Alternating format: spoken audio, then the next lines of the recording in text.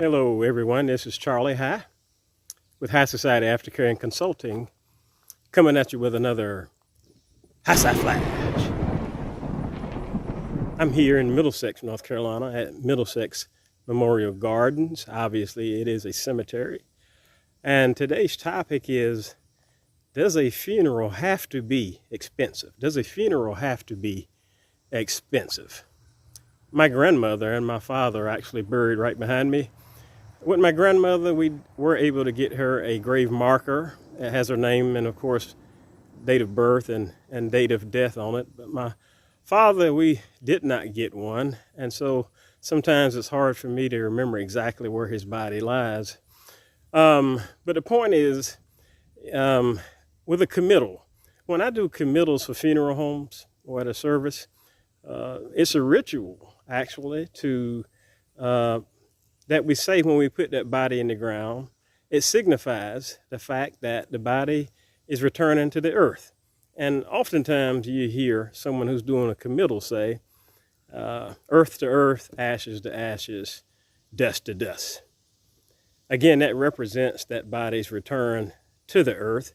But thinking about my grandmother and my father, regardless of if they had a grave marker or not, their bodies are both returning to the earth from which they came. So the price or the money that we spend on the grave marker has nothing to do with what's happening to the body inside the casket. Recently, I had a client that I had to assist with the funeral arrangements for her brother. And she had a small life insurance policy, but it did not pay out as much as she would like because she wanted a full service funeral. And by that I mean a casket and everything. But once she realized that she would have to borrow money from church members, family, maybe even sell food plates to raise the money, maybe go in debt, she decided that she would rather just have a cremation. And along with that cremation, she's going to have a service at the funeral home. The body will be in a casket for the service. But after the service is over, the body will be taken out and cremated. Now, with that being said, she will not have to pay for a casket. She will not have to pay for a burial plot, which is additional funding that she would need. Now, don't get me wrong. If you have sufficient funds to have a full-fledged funeral with the limousine, the nice casket, and all that comes with it, by all means, if that's what you want to do, certainly do it. But I would also want to make sure that you're doing it for the right reasons. I do know of some families who will go all out to put on a show at the funeral with how much money they spent. And sometimes this is actually done for the wrong reason. Sometimes it's out of guilt. Maybe they did not do the right thing for the person while they were alive, and now they feel some kind of guilt and a reason to actually go all out now. I'm not saying that all families are like that, but sometimes I do believe that is the case. But again, the funeral home has options for you so that you can keep the funeral less expensive. Again, it does not have to break you to have a funeral if you don't have some type of life insurance or adequate life insurance.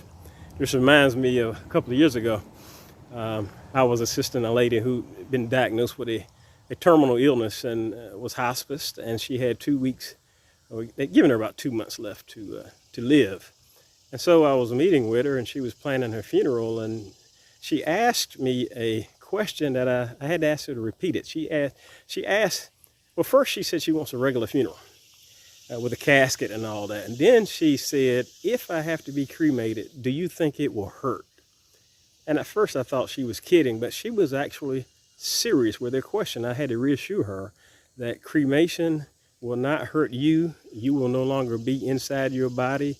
You're just occupying that body for now, and you won't feel a thing. So she seemed to be comforted by that. And it turns out she did not have life insurance or adequate coverage, and they did have to cremate her body. Again, these are discussions you want to have before you're actually at the funeral home making these plans. The thing about a casket, again, I'm not talking people out of getting the best caskets money can buy if you have it, but no matter how much money you spend on a casket, it's going to deteriorate just like a cheap casket. Or if you cremate the body, the same result is ashes. So if you dig up that expensive casket a few years from now, the body will eventually have deteriorated to ashes. Just like when you cremate a body, it will eventually go to ashes. So the point is, it doesn't really how you return to the earth. You will return to the earth. It does matter though in your thoughts. So if you change the way you think about funerals, the body returning to the earth, you can change how you feel about it. I appreciate you taking time to listen to this. And this has been another High Side Flash.